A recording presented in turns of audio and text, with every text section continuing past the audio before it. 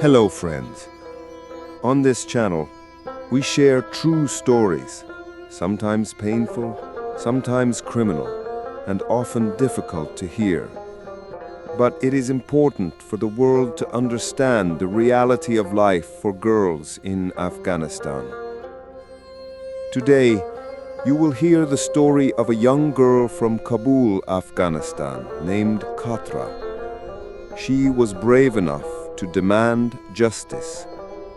This story is told in her own words. My name is Khatra. My life began with fear and waiting. When I was 4 years old, my father went to Iran for work. Every day, I longed for his loving gaze, for his care and protection. I remember feeling jealous of my uncles, seeing how they cared for their daughters. I counted every second, waiting for my father to return and hold me like every other father holds his daughter. But when he came back, everything I had hoped for turned into a nightmare. The love and care I had dreamed of were replaced by my father's abusive behavior. I became a frightened and withdrawn teenager. I didn't even want him to touch me because every touch brought fear and shock. His abuse became worse and more brazen over time. I was scared and traumatized, hiding in a corner. My father would not let my mother say a word or protest. Then I became pregnant for the first time. I was afraid of everyone, my brothers, the people, everyone. My father moved us to another house in a different neighborhood, and then we went to Baglan. My child was born there, but he took the baby to the desert and abandoned it. I never saw that child again. But this was not the end. I became pregnant 4 more times. But my relatives, aware of my father's crimes, took me to the hospital, and the children were aborted.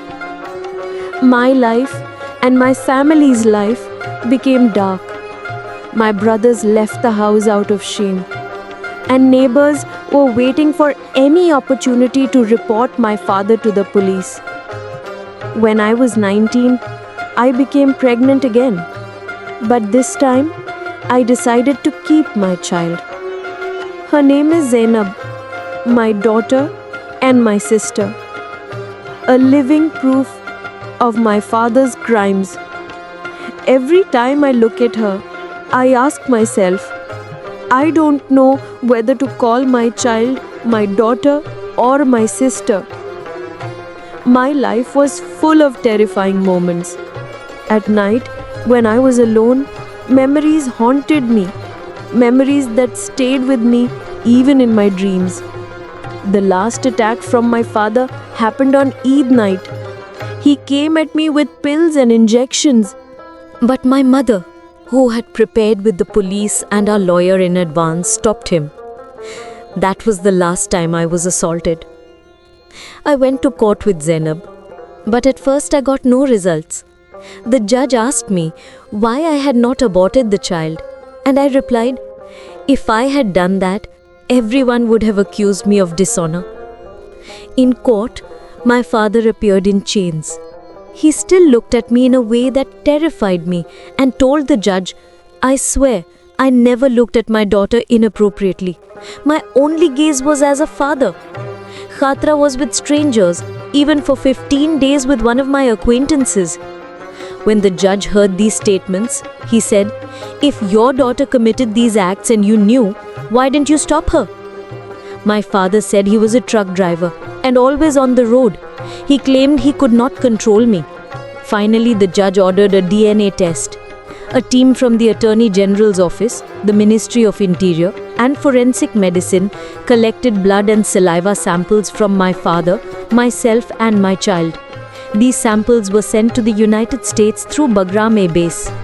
After 3 weeks, the results were returned, sealed, and delivered officially by the Ministry of Interior to the court.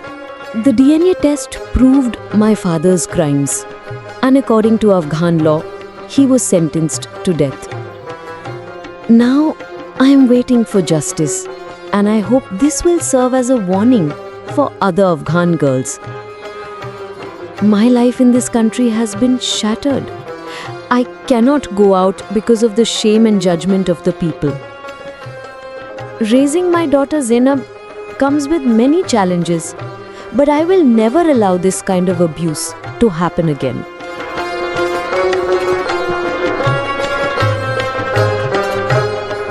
Dear friends, this was the tragic and true story of Khatra, a young girl who found the courage to stand against the cruelty of her father.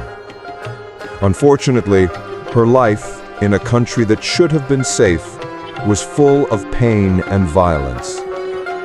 But her voice and her actions can inspire other girls and women to stand up for their rights and to never let injustice happen again.